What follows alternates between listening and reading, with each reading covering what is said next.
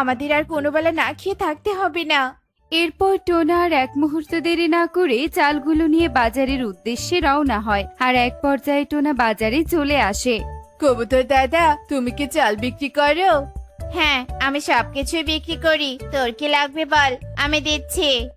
আজ নিতে আসিনি কবুতর দাদা, আজ দিতে এসেছি আমি।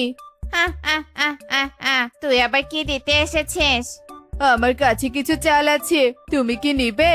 তোরা দুবেলা খেতে পারিস না, তোদের আবাদের জমিও নেই, তাহলে চাল তুই কোথায় পেলি? কোথায় পেয়েছি, সেটা জেনে তোমার কি হবে? চাল নিলে বলো, না নিলে আমি অন্য দোকানে বিক্রি করব। আরে টোনা, অন্য দোকানে যেতে হবে না, আমি নিব চাল, আমাকেই দে।